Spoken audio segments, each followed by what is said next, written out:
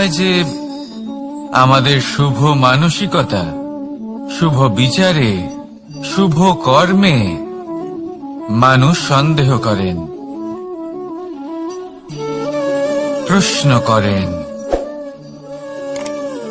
প্রমাণ চান, শুদ্ধতার পরীক্ষা দিতে বলেন, আর তখন নিশ্চিত রূপে কষ্ট হয়। আমরা ভাবি এটাই হলো জীবন।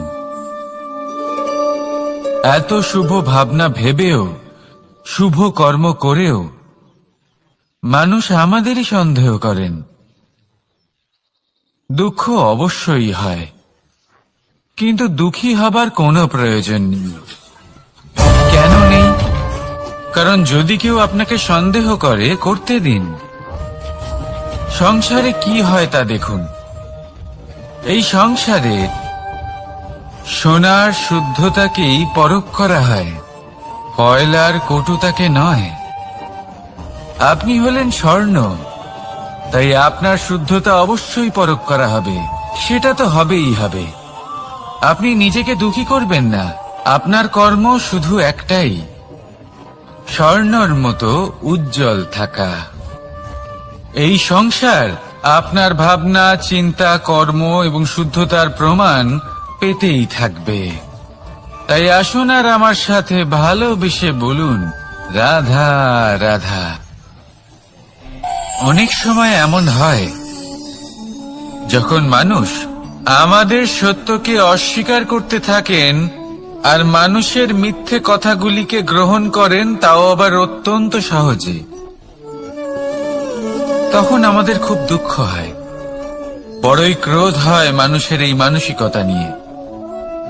কিন্তু এটা জানা অত্যন্ত গুরুত্বপূর্ণ যে এমন কেন হয়। কারণটা কি আপনি? আপনারই কি কোনো দোষ রয়েছে? কখনোই নয়। কারণ হলো এটা যে এই যে সত্য, এই সত্যের মূল্য অত্যন্ত অধিক। এতটাই অধিক যে অনেক সময় অনেক ধনী ব্যক্তিও এর মূল্য মেটাতে পারেন না। সেখানেই যদি মিথ্যের কথা বলি, তাহলে এর মূল্য অত্যন্ত কম। অত্যন্ত সহজেই মিথ্যে সবার মধ্যে বিক্রি হয়। সত্যি বলতে এটা ভাবা আপনার কর্ম নয় যে লোকে কেন আপনাকে বুঝতেই পারেন না, আপনার সত্য কেন বুঝতে পারেন না। আপনার কর্ম হলো আপনার সত্যের সাথে দাঁড়িয়ে থাকা, সেই সত্যের সাথে চলতে থাকা। কারণ সত্য তার কাছেই আসবে যে সত্যকে খুঁজে নিতে চায়। নয়তো বেশিরভাগ মানুষ মিথ্যেকে নিয়েই প্রসন্ন রয়েছেন। আপনি সত্যের সাথে কর্মের পথে অগ্রসর হতে থাকুন। সত্য বেশি দিন লুকোনো থাকে না। সংসারের সম্মুখে এটা অবশ্যই একদিন আসবে, কিন্তু তখনও সেটা মানুষের উপর সে বিশ্বাস করবে কি করবে না। আপনি কর্ম করতে থাকুন আর আমার সাথে ভালোবেসে বলুন, রাধা রাধা। জীবনে যখনই আমরা এমন কোনো পথে চলতে চাই যা মূলত কাঁটায় ভরা ছোট পাথর থাকে, যা বিঁধে যেতে পারে, তখন আমরা কি করি? আমরা পাদুকা ব্যবহার করি, আর তারপরে আমরা খুব সরলভাবে সেই পথে অগ্রসর হতে পারি। কিন্তু যদি পাদুকা আর পায়ের মাঝে কোনো ছোট পাথরও এসে ফেসে যায়, তখন কিন্তু আমরা খুব কোমল পথও পার করতে পারবো না। কিছু বুঝলেন আপনারা? এর সারমর্ম হলো এটাই যে আমরা বাইরের যুদ্ধ জয় করতে পারি, সেখানে সফল হতে পারি, কিন্তু তার থেকেও অনেক বেশি গুরুত্বপূর্ণ আর অনেক বেশি কঠিন অন্তরের যুদ্ধ হয়। অন্তরের সমস্যাগুলি হয় লোভ, মোহ, ক্রোধ, লালসা, ভয়। যদি এইগুলি আপনার মধ্যে থাকে, তাহলে আপনি সংসারের যে কোনো স্তরে পৌঁছতে পারেন, অনেক বড় বড় যুদ্ধ জয় করতে পারেন, কিন্তু আপনি সন্তুষ্টি পাবেন না। তাই সর্বপ্রথম নিজেকে শুধরে নিন, তারপরে এই সংসারকে জয় করুন। তবে তার আগে আমার সাথে ভালোবেসে বলুন, রাধা রাধা। কখনো কখনো আমরা কোনো কাজ আরম্ভ করার বিষয়ে ভাবি, তারপর আরো ভাবি, তারপর আরো ভাবি, আর ভাবতেই থাকি। দেখুন, এটা কোনো অন্যায় নয় যে আমরা কোনো কাজ আরম্ভ করার পূর্বে তার বিষয়ে ভাবনা চিন্তা করছি, সেটা বোঝার চেষ্টা করছি, ঠিক আছে, কিন্তু সম্পূর্ণ সময় এই চিন্তায় ব্যর্থ করা উচিত নয়। যদি আপনি বেশি সময় লাগিয়ে ফেলেন, তাহলে সময় আপনার ওপর অবশ্যই রুষ্ট হবে। আর কেনই বা হবে না? আপনি সময় নষ্ট করছেন, আর সেটা উচিত নয়। দেখুন, নিশ্চিতভাবে ভাবনা চিন্তা করুন, বিবেচনা করুন, পূর্ণরূপে করুন, কিন্তু এটাও মনে রাখবেন যে উচিত সময়ের মধ্যে আপনাকে কর্ম আরম্ভ করতেই হবে। যদি ভাবতেই থাকেন, তাহলে কর্ম আরম্ভ করতে পারবেন না। আর এই সময় অত্যন্ত বলশালী। যদি একে সম্মান করেন, তাহলে তা আপনার সাথে থাকবে, আর যদি না করেন, তাহলে থাকবে না। আসুন সময়কে সম্মান করুন, আর আমার সাথে ভালোবেসে বলুন, রাধা রাধা। আপনি কখনো ভেবে দেখেছেন কি সেই জিনিস যা আপনাকে সামনে এগোতে বাধা দিচ্ছে? ধরুন, আপনি কোনো পথ দিয়ে যাচ্ছেন, পা মুচকে গেলে তা আপনাকে সামনে এগোতে বাধা দেয়। সেইভাবেই জীবনে ক্ষুদ্র চিন্তা আপনাকে সামনে এগোতে বাধা দেয়। দেখুন, যদি কোনো চাক থাকে যার মধ্যে ফাটল রয়েছে, তা আপনাকে ভালো মাটির পাত্র বানাতে দেবে না। ঠিক সেইভাবেই কাউকে ঈর্ষা করলে তা আপনাকে মহান হতে দেবে না। আমি উচ্চস্তরীয়, আরো নিচুতে রয়েছে, এই ভাবনা কখনোই আপনাকে উচ্চ স্তরে পৌঁছতে দেবে না। মন থেকে সকল বিকার, ঈর্ষা, মোহ, লোভ, লালসা এই সব ত্যাগ করুন। চিন্তা ভাবনাকে বড় করে তুলুন, ধন্যাত্মক বোধ জাগিয়ে তুলুন, আর সম্পূর্ণ সমর্পিত হয়ে কর্ম করুন। মহানুভবতা আর সাফল্য এই দুই আপনার পদানত হয়ে থাকবে।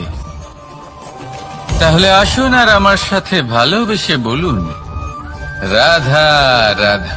খুব বড় একটা প্রশ্ন করতে চলেছি, এই সংসারের সব থেকে বেশি সুখী কে? এবার কেউ বলবে সেই ব্যক্তি যিনি সব থেকে বেশি ধনী, যার কাছে সব থেকে বেশি ধন আছে, আভূষণ আছে, স্বর্ণ আছে। কেউ বলবেন কোন রাজ্যের রাজা, কারণ তিনি শাসন করতে পারেন, তার আদেশ ছাড়া কোনো কাজ সম্ভব নয়, ইত্যাদি ইত্যাদি। এর উত্তর যদি আমি দিই, তাহলে এটুকুই বলবো, সংসারের সব থেকে সুখী ব্যক্তি হলেন তিনি যিনি সন্তুষ্ট। তার কাছে সন্তোষরূপী ধন আছে, যা তাকে সুখী রাখে। এবার এই সন্তুষ্টি, সেটা কিভাবে আসে জীবনে? এটা আসে ধৈর্যের কারণে। ধৈর্যের এই অনুভূতি অত্যন্ত শক্তিশালী। এই ধৈর্যই কিন্তু আমাদের ধরিত্রীকে ধরিত্রী মাতা করে তোলে, কারণ ধরিত্রী মাতা ধারণ করেন, সহ্য করেন, ধৈর্য ধরেন এবং নিজের কর্ম করতে থাকেন। সেটা ধৈর্যই ছিল মাতা সীতার মধ্যে, যা রাবণের অন্ত করে দিল। এই ধৈর্যের কারণেই নারায়ণ কুর্ম অবতার ধারণ করেছিলেন, বড় একটা পর্বতকে পৃষ্ঠে ধারণ করেছিলেন এবং সমুদ্র মন্থনকে সম্ভব করেছিলেন। সেই জন্য সর্বপ্রথম মনের মধ্যে ধৈর্যকে নিয়ে আসুন। এই ধৈর্যই আপনাকে সন্তুষ্টির পথে নিয়ে যাবে, আর এই সন্তুষ্টি আপনাকে লোভ, মোহ এবং লালসার পথ থেকে দূরে নিয়ে সুখের পথে নিয়ে যাবে। আর তখন এই মন প্রসন্ন হয়ে বলবে, রাধা রাধা। এই সংসারে এমন কখনোই হবে না যে আপনি কিছু একটা করলেন কিন্তু তার মূল্য আপনাকে দিতেই হলো না। যে কোনো কাজের জন্য, যে কোনো কর্মের জন্য আপনাকে মূল্য দিতেই হবে। প্রকৃতিও আমাদের এটাই শেখায়। আকাশে দেখুন সূর্যকে, প্রত্যেকদিন আমাদের প্রকাশ প্রদান করেন। এনাকে সূর্য নারায়ণ বলা হয়। ইনি কি মূল্য প্রদান করেন? নিজে জ্বলতে থাকেন। ধরিত্রী মাতা, এই ভূমি, ইনি কি মূল্য প্রদান করেন? প্রহার সহ্য করেন। আমরা এই ধরিত্রীতে প্রহার করে মাটি খুঁড়ে তাতে বীজ বপন করি, তবেই আমরা অন্ন লাভ করি, তবেই ফসল পাই। জীবনে যদি আপনাকে সফল হতে হয়, সম্মান পেতে হয়, যশ পেতে হয়, তাহলে আপনাকে মূল্য দিতেই হবে। যদি আপনি সাফল্য লাভ করতে চান, তাহলে দিন রাত আপনাকে ত্যাগ করতে হবে, যেখানে সমগ্র সংসার সন্তোষ অনুভব করছে আর আপনাকে করতে হচ্ছে পরিশ্রম। যদি আপনি সম্মান প্রাপ্ত করতে চান, তাহলে আপনাকে সেই সুখ ত্যাগ করতে হবে যা সবার কাছে রয়েছে। যদি আপনি যশ লাভ করতে চান, তাহলে নিজের অন্তরকে মেরে ফেলা আপনাকে শিখতে হবে, তবেই আপনি যশ লাভ করবেন। জীবনে শুধুমাত্র ধন মূল্যবান নয়, কিন্তু এই যে মূল্যের কথা আমি বলছি, সেটা যদি আপনি দিতে পারেন, তাহলে নিশ্চিত রূপে এটা আপনাকে আরো মূল্যবান করে তুলবে, নিশ্চিত রূপে গড়ে তুলবে। তাহলে এটাই করুন আর আমার সাথে ভালোবেসে বলুন, রাধা রাধা। असतो मा सद्गमय, तमसो मा ज्योतिर्गमय, মৃত্যুর্মা মৃতঙ্গময়।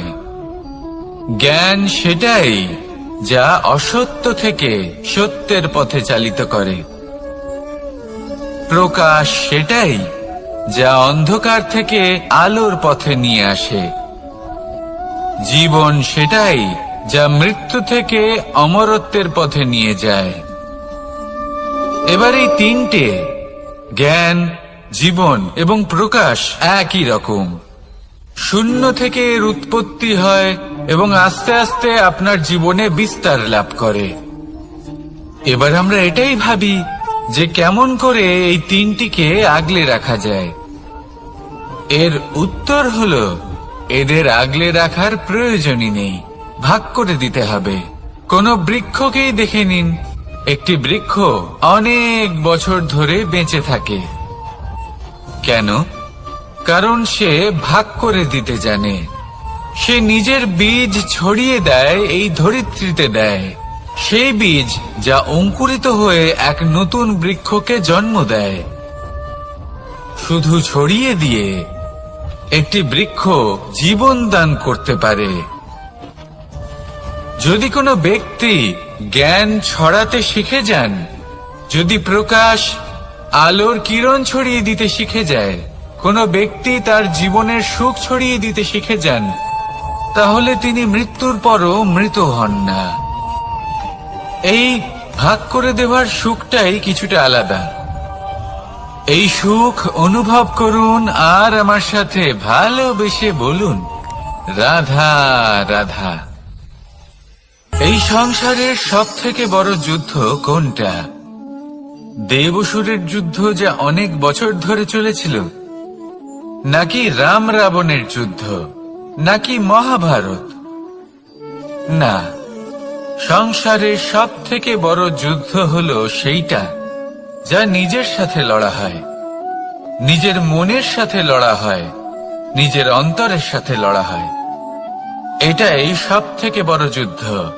এবার নিজেই দেখুন আপনার সব থেকে বড় শত্রুকে। আপনার স্বার্থ, আপনার কামনাগুলি, আপনার অহংকারগুলি, যা আপনাকেই নষ্ট করে দেয়।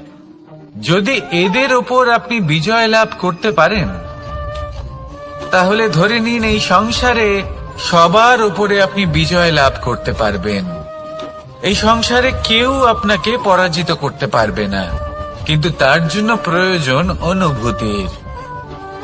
অনুভূতি ভালোবাসার, অনুভূতি অনুপ্রেরণার। যে ব্যক্তি ভালোবাসতে পারেন এবং প্রেরণা দিতে পারেন তিনি চিরকাল জয়লাভ করতে পারেন। নিজের কাছে ভালোবাসার এক অস্ত্র রাখুন আর প্রেরণার এক ঢাল। জীবনে কেউ আপনাকে পরাজিত করতে পারবে না। আসুন আর আমার সাথে ভালোবেসে বলুন, রাধা রাধা। মানুষ চিরকাল বড় মানুষ হয়ে উঠতে চায়, সবসময় সেই নিয়ে কল্পনা করে। কিন্তু প্রশ্ন হলো এটাই যে মানুষ বড় কখন হতে পারে? যখন সে ধনী হয়ে ওঠে, নাকি যখন তার কাছে সম্মান থাকে, নাকি যখন রূপবান হয় বা অধিক শক্তিশালী হয়?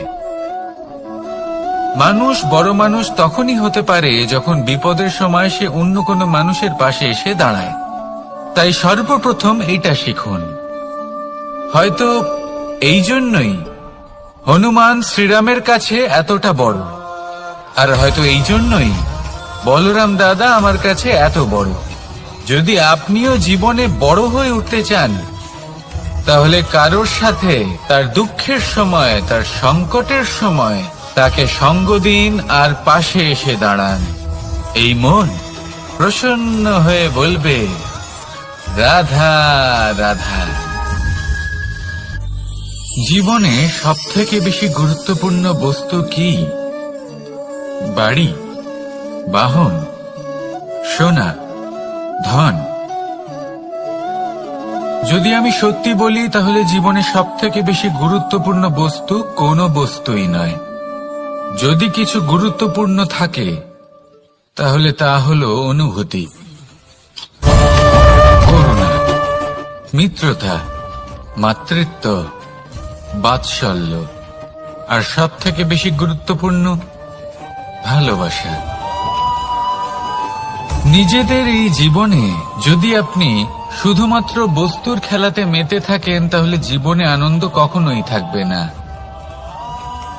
নিজের এই জীবনকে অনুভূতির পীঠস্থান বানিয়ে তুলুন। এই মন প্রসন্ন হয়ে বলবে, রাধা রাধা। যখনই কোনো ঘূর্ণিঝড় আসে, কোনো প্রলয় আসে, তখন দেখবেন তা কত বৃহৎ প্রভাব ফেলে, কত বড় বিনাশ ঘটায়, বিধ্বংস সৃষ্টি করে।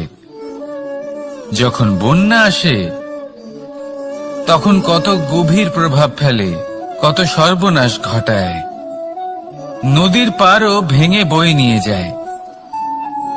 সেখানে কোনো গাছকে দেখুন, শান্তভাবে দাঁড়িয়ে থাকে, চুপ করে, আর নিজের কাজ করে, ছায়া প্রদান করে, ফল প্রদান করে, কোনো শব্দ না করেই নীরবে কর্ম করে।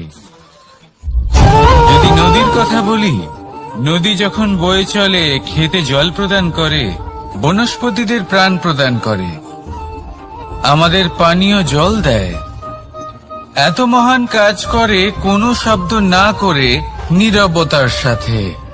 এ হলো এক শিক্ষা যে এই সংসারে যারাই মহান কর্ম করেন তারাই নীরব থেকে সেই কর্ম করতে থাকেন, কারণ ওনারা জানেন যে গুরুত্বপূর্ণ প্রচার নয় বরং কর্ম। আর যারা রুদ্রের সাথে থাকেন, কোলাহল করেন, তারা শুধুমাত্র ধ্বংসই করেন। এবার আপনি মৌন থেকে শুধুমাত্র কর্ম করে মহান হতে চান, নাকি রুদ্রের সাথে থেকে বিধ্বংস ঘটাতে চান? সিদ্ধান্ত আপনারই। আসুন আর আমার সাথে ভালোবেসে বলুন, রাধা রাধা। আপনি জীবনে কি হবেন সেটা আপনার পরিশ্রম, আপনার নিরন্তর প্রয়াস আর আপনার নির্বাচিত দিশার উপর নির্ভর করে না। এটা নির্ভর করে আপনার সঙ্গতির উপরেও। এই সঙ্গতি যা হলো অত্যন্ত গুরুত্বপূর্ণ। প্রকৃতিও আমাদের এটাই শেখায় বিভিন্ন উদাহরণ দিয়ে। যদি আপনাকে একটা উদাহরণ দিই, কখনো বাতাসের প্রবাহ লক্ষ্য করবেন। এই বাতাসের প্রবাহ যখন কোনো পুষ্পকে স্পর্শ করে সেও সুগন্ধে পরিপূর্ণ হয়ে যায়। এই বাতাসের প্রবাহ যখন কোনো নালীর উপর দিয়ে প্রবাহিত হয় তখন সেও সুগন্ধহীন হয়ে যায়।